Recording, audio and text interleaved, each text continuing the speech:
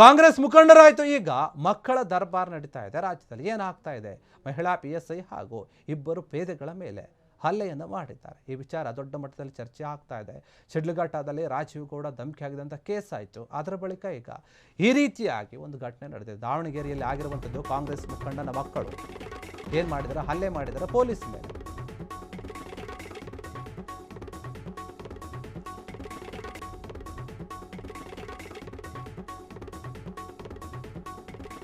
ರಾಜಕೀಯ ನಾಯಕರ ಮಕ್ಕಳು ಪೊಲೀಸರ ಮೇಲೇನೆ ಕೈ ಮಾಡಿದ್ದಾರೆ. ಇಂತಹ ಘಟನೆ ಒಂದು ನಡೆದಿದೆ. ಕಾಂಗ್ರೆಸ್ ಮುಖಂಡರು ಆಯಿತು. ಈಗ ಇವರು ಸರದಿ ಬಂದು ಒಬ್ಬ ಮಹಿಳಾ PSI ಹಾಗೂ ಇಬ್ಬರು ಪೊಲೀಸ್ ಕಾನ್ಸ್ಟೇಬಲ್ಗಳ ಮೇಲೆ ಹಲ್ಲೆ ಮಾಡಿದ್ರು.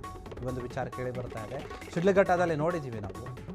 ಕಾಂಗ್ರೆಸ್ ಮುಖಂಡ ರಾಜೀವ್ ಗೌಡ ಧಮಕಿ ಹಾಕಿದ್ರು ಒಬ್ಬ KS ಅಧಿಕಾರಿ ಮೇಲೆ. ಈಗ ದಾವಣಗೆರೆಯಲ್ಲಿ ಕಾಂಗ್ರೆಸ್ ಮುಖಂಡನ ಮಕ್ಕಳು ಖ್ಯಾತಿ ತೆಗೆದಿದ್ದಾರೆ. ಅದು ಯಾರ ಜೊತೆ? ಪೊಲೀಸರ ಜೊತೆ. ಪೊಲೀಸರ ಮೇಲೇನೆ ಹಲ್ಲೆ ಮಾಡಿದ್ದಾರೆ. ಇಂತಹ ಆರೋಪ ಕೇಳಿ ಬರ್ತಾ ಇದೆ. ಅವರನ್ನು ಬಂಧಿಸಲು ಬಂದಿದ್ದಂತಹ ಮಹಿಳಾ PSI ಹಾಗೂ ಇಬ್ಬರು ಪೇದೆಗಳ ಮೇಲೆ ಹಲ್ಲೆಯನ್ನು ಮಾಡಿರುವಂಥದ್ದು. ಕಾಂಗ್ರೆಸ್ ಮುಖಂಡ ಅಯೂಬ್ ಪೈಲ್ವಾನ್ ಏನಿದ್ದಾರೆ ಅವರ ಮಕ್ಕಳ ಮೇಲೆ ಹಲ್ಲೆ ಆರೋಪ ಕೇಳಿ ಬರ್ತಾ ಇದೆ. ಮೂವರು ಮಕ್ಕಳ ವಿರುದ್ಧ FIR ಕೂಡ ದಾಖಲಾಗಿದೆ. ಕಾಂಗ್ರೆಸ್ ಮುಖಂಡ ಆಗಿರುವಂತಹ ಮಾಜಿ ದೋಡಾ ಅಧ್ಯಕ್ಷ ಅಬೂಬ್ ಪುತ್ರರಾದಂತಹ ಹುಸೇನ್ ಏನಿದೆ ಅವರು ಹಲ್ಲೆ ಮಾಡಿದ್ದಾರೆ. ಹುಸೇನ್ ಬಂಧನಕ್ಕೆ ಬಂದಿರ್ತಾರೆ ಪೊಲೀಸರು. ಬಂದಾಗ ಇವರು ಈ ರೀತಿಯಾಗಿ ನಡೆದುಕೊಂಡಿದ್ದಾರೆ. ಹಲ್ಲೆ ಮಾಡೋಕ್ಕೆ ಹೋಗಿದ್ದಾರೆ. ಏನು ನಾನು ಯಾರು ಗೊತ್ತಾ, ನನ್ನನ್ನೇ ನೀವು ಅರೆಸ್ಟ್ ಮಾಡ್ತೀರಾ ಅಂತ ಹೇಳಿ ಧಮಕಿಯನ್ನು ಹಾಕಿ ಅವ್ರ ಮೇಲೆ ಹಲ್ಲೆ ಕೂಡ ಮಾಡಿದ್ದಾರೆ ಎನ್ನುವಂಥ ಆರೋಪ ಕೇಳಿ ಬರ್ತಾ ಇದೆ.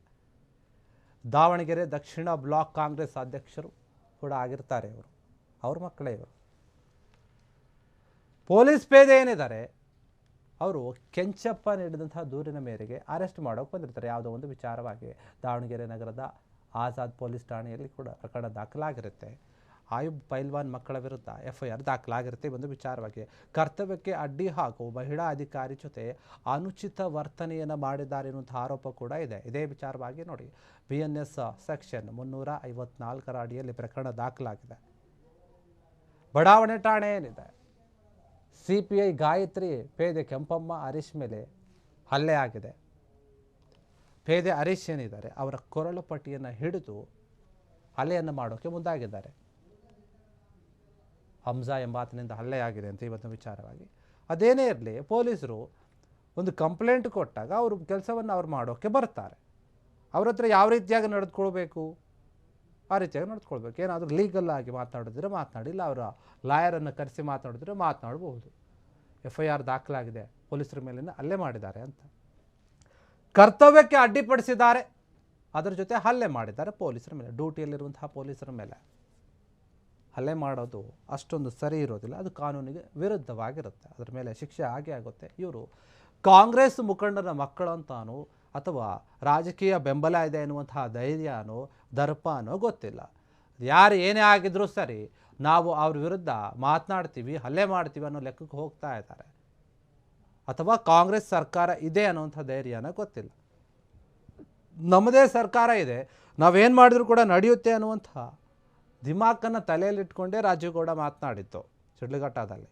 ಈಗ ಇಲ್ಲಿ ಕಾಂಗ್ರೆಸ್ ಮುಖಂಡರ ಮಕ್ಕಳುಗಳು ನಾವು ಕೂಡ ಏನು ಮಾಡಿದ್ರು ನಡೆಯುತ್ತೆ ಅಂತ ಹೇಳಿ ತುಂಬ ಮಿತಿಮೀರಿ ನಡ್ಕೊಳ್ತಾ ಇದ್ದಾರೆ ಅಂತ ಅನಿಸುತ್ತೆ ರಾಜಕೀಯ ನಾಯಕರ ಮಕ್ಕಳುಗಳು. ನಿಮ್ಮ ತಂದೆಯವರು ಪ್ರಭಾವಿ ರಾಜಕಾರಣಿಗಳಾಗಿರಲಿ, ಇನ್ನೊಂದಿರಲಿ ಮತ್ತೊಂದಿರಲಿ, ಏನೇ ಇದ್ದರೂ ಎಂತಹ ದೊಡ್ಡ ಸಪೋರ್ಟ್ ಇದ್ದರೂ ಕೂಡ ಕಾನೂನು ಅನ್ನೋದೊಂದು ಇರುತ್ತೆ. ಅದಕ್ಕೆ ಎಲ್ಲರೂ ಕೂಡ ತಲೆಬಾಗಬೇಕಾಗತ್ತೆ. ಮತ್ತು ಪೊಲೀಸರು ಅವ್ರ ಕೆಲಸವನ್ನು ಮಾಡೋಕ್ಕೆ ಬಂದಾಗ ನಾವು ಅದಕ್ಕೆ ಸ್ಪಂದಿಸಬೇಕಾಗತ್ತೆ. ಆದರೆ ಇಲ್ಲಿ ಆ ರೀತಿಯಾಗಿ ಆಗಿಲ್ಲ. ಪೊಲೀಸರ ಮೇಲೇನೆ ಹಲ್ಲೆ ಮಾಡೋಕ್ಕೆ ಹೋಗಿದ್ದಾರೆ. ಪೊಲೀಸರು ಅವ್ರನ್ನ ಹಿಡ್ಕೊಂಡು ಹೋಗಿದ್ದಾರೆ. ಒಬ್ಬರು ಕಂಪ್ಲೇಂಟ್ ಬಂದು ಕೊಟ್ಟಿರ್ತಾರೆ. ಕಂಪ್ಲೇಂಟ್ ಕೊಟ್ಟಾಗ ಅವ್ರನ್ನ ಅರೆಸ್ಟ್ ಮಾಡೋಕ್ಕೆ ಬಂದಿರ್ತಾರೆ ಒಂದು ವಿಚಾರವಾಗಿ. ಆಗ ಇವರು ಬರೋದಿಲ್ಲ ಹಾಗೆ ಈಗ ಅಂತ ಹೋಗಿದ್ದಾರೆ. ಕರ್ತವ್ಯಕ್ಕೆ ಅಡ್ಡಿ ಆಗಿದೆ ಅಂತ ಹೇಳಿ ಅವ್ರನ್ನ ಅರೆಸ್ಟ್ ಮಾಡಿದ್ದಾರೆ. ಇದೊಂದು ದೊಡ್ಡ ವಿವಾದ ಆಗ್ತಾ ಇದೆ. ಇದ್ರ ಬಗ್ಗೆ ಕೂಡ ಚರ್ಚೆ ಆಗ್ತಾ ಇದೆ.